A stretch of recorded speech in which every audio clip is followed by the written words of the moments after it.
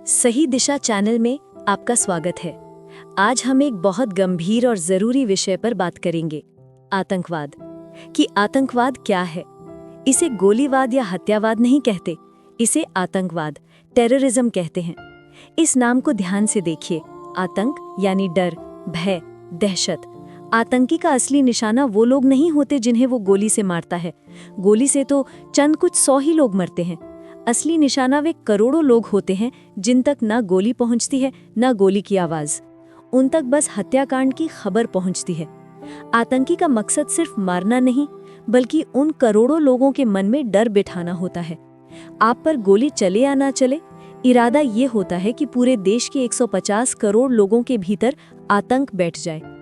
इसी डर को पैदा करने का नाम है आतंकवाद। आतंकी बाहर से तो हमारी तरह ही दिखता है, 2 हाथ, 2 पाँव, 2 आंखें, लेकिन उसके भीतर कुछ बदल गया होता है। आतंकवाद की शुरुआत बंदूक से नहीं होती है, ये उस इंसान के मन से होती है। बंदूक तो बाद में आती है। इसलिए हम कह सकते हैं कि आतंकवाद दिमाग से शुरू होता है। ये मनुष्य के भीतर की चीज है। आतंकी माँ के गर्भ से पैदा नहीं होता, वो एक माहौल से पैदा होता है। बहुत सारी रिसर्च हुई है ये जानने के लिए कि आतंकवादी कैसे पैदा होते हैं और क्यों पनपते हैं। इन रिसर्च में जो बातें सामने आई वे हमें आतंकवाद की जड़ तक ले जाती हैं। आतंकवादी आमतौर पर उन जगहों से निकलते हैं जहां गरीबी सबसे ज्यादा होती है, अशिक्षा, कम पढ़ाई लिखाई सबसे ज्यादा होती है, माहौल में धार्मिक कट्टरता होती है, जहां सवाल पूछना मना होता है।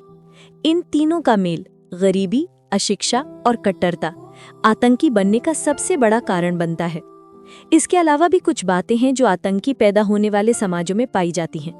राजनीतिक अस्थिरता, जहां की सरकार या कानून व्यवस्था, रूल ऑफ लॉ कमजोर होती है। ब्रेन वॉश करने वाले संगठन, जो युवकों को गुमराह करके उग्रवादी संस्थाओं में शामिल कराते हैं। तेजी से बढ़ती जनसंख्या और महिलाओं का समाज में गिरा हुआ स्तर भी ऐसे समाजों के लक्षण होते हैं। हम सब पैदा तो पशु की तरह ही होते हैं। हमें सही शिक्षा और ज्ञान मिले तभी हम इंसान बन पाते हैं। आज का इंसान 4 बिलियन साल के इतिहास में बहुत ही नया है। हम अभी 10,000 साल पहले ही जंगल से बाहर आए हैं और खेती शुरू की है। हम अभी भी जानवर ही हैं। जानवर न नैतिकता जानता है न करुणा, वो बस स्वार्थ जानता है। मनुष्य में पशुओं वाले सारे स्वार्थ हैं, लेकिन साथ ही बुद्धि भी है। इसलिए अगर इस पशु को सही शिक्षा देकर इंसान नहीं बनाया गया तो ये इतना खतरनाक पशु बन जाता है कि उस तरह की हिंसा करता है जो कोई जानवर नहीं कर सकता। कुछ जगहों पर जानबूझकर शिक्षा को महत्व नहीं दिया जाता। ऐसा इसलिए किया जाता है ताकि समाज अंधविश्वासी बना रहे और धर्म के ठेकेदार राज कर सके। उन्हें लगता है कि अगर लोगों ने विज्ञान पढ़ लिया या सवाल पूछना सीख लिया तो वे उनके काबू से बाहर हो जाएंगे। पढ़े लिखे आदमी को गुलाम बनाना मुश्किल होता है, जो अनपढ़ होता है उसे बहराना और बेवकूफ बनाना ज्यादा आसान होता है। ज्यादातर आतंकी कम पढ़े लिखे या अविकसित, अंडर डेवलप्ड जगहों से निकलते हैं। ये सब इशारा करता है कि आतंकवाद अज्ञान के अंधेरे में पनपता है। जहां ज्ञान कम होगा वहां उग्रवाद के उठने की संभावना उतनी ही ज्यादा होगी। आतंकवाद का असली इलाज गोलियां बम नहीं है। बंदूकें चलानी पड़ सकती हैं और दुर्भाग्य से चलानी भी चाहिए जब वैसी जरूरत आए। ये आखिरी विकल्प है, लेकिन ये समस्या का समाधान नहीं है। बंदूक से आप एक आतंकी को मारेंगे तो वो शहीद या हीरो बन जाएगा और उसकी शहादत की कहानी सुनकर रक्त बीज की तरह 100 और आतंकी खड़े हो जाएंगे। आतंकवाद को जड़ से समाप्त करने के लिए हमें उसे वहीं समाप्त करना पड़ेगा जहां वो पैदा होता है, इंसान के अंधेरे मन में। उस अंधेरे को ज्ञान के प्रकाश से मिटाना पड़ेगा, तब जाकर आतंकवाद का जड़ से नाश होगा। आतंकवाद का मुकाबला करने के लिए हमें डर से मुक्त होना होगा और यही बात हमें गीता सिखाती है। गीता की पृष्ठभूमि ही लड़ाई का मैदान है। अर्जुन जो सर्वश्रेष्ठ धनुर्धर थे, वो भी पहले अध्याय में डर से कांप रहे थे। उनके पैर कांप रहे थे, मन में शोक था। वे अपने हथियार रखकर रथ पर बैठ गए थे। श्री कृष्ण ने उनसे कहा कि जीवन की सबसे बड़ी लड़ाइयाँ सिर्फ शस्त्र बल या बाहुबल से नहीं जीती जा सकती। जब तक गीता का ज्ञान नहीं आया, अर्जुन युद्ध में ठीक से प्रवेश भी नहीं कर पाए। आतंकी चाहता है कि आप डर जाएं। डर तब आता है जब आदमी को लगता है कि उसे कुछ बचाना है, अपना जीवन, अपना पैसा, अपना पद। गीता कहती है, तुम क्या खो सकते हो? मनुष्य जीवन कुछ बचाने के लिए नहीं मिला, बल्कि अपने बंधन तोड़ने के लिए मिला है, लिबरेट होने के लिए मिला है। जब तक आप व्यक्तिगत स्वार्थों के लिए जिएंगे, आप डरे डरे रहेंगे और आतंकी आपको निशाना बना सकता है। अगर आप डरना ही बंद कर दें तो कौन आतंकी आप पर आतंक आजमाएगा? वो तो उसी को डराता है जो डर सकता है। डर आत्मज्ञान के अभाव से आता है। जो स्वयं को जितना कम जानता है उतना डरा हुआ जीवन जीता है। जो गीता के ज्ञान से अपनी असलियत को जान लेता है उसका डर बिल्कुल कम हो जाता है। किसी भी हमले के बाद दो तरह की भावनाएं आती हैं। शोक, लाशें देखकर दुख होता है, अर्जुन भी शोक में थे। बदले की भावना, भयानक क्रोध और उग्रता। गीता इन दोनों के लिए मना करती है, खासकर भावना में आकर उग्र प्रतिक्रिया करने के लिए। अगर युद्ध जीतना है तो शांत होकर लड़ना पड़ेगा। बाहर चाहे जबरदस्त गति और उग्रता हो, पर भीतर से आप बिल्कुल शांत रहने चाहिए। श्री कृष्ण कहते हैं, जो उत्तेजना में आकर फैसला लेता है वो वही काम कर रहा होता है जो आतंकवादी उससे करवाना चाहते थे। शांत और स्थिर होकर लड़ना ही गीता का तरीका है।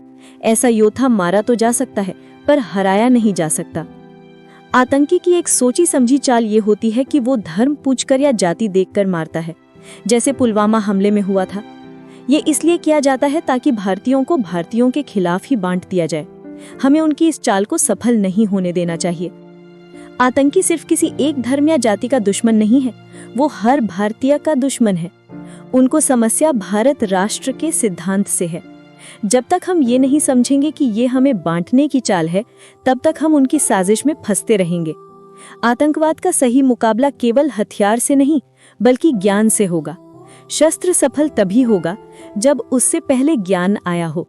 सोचिए, अगर गीता ना होती और अर्जुन बिना ज्ञान के युद्ध शुरू कर देते तो क्या होता? विनाश निश्चित था।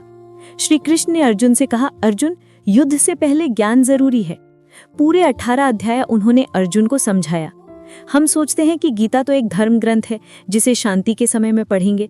नहीं, जब युद्ध की घड़ी हो, जब जीवन में संघर्ष और चुनौतियां खड़ी हों, तब उठाओ गीता को। अर्जुन को गीता तब मिली थी जब उनका रथ दोनों सेनाओं के बीचों बीच खड़ा था और वो लड़ना छोड़ चुके थे।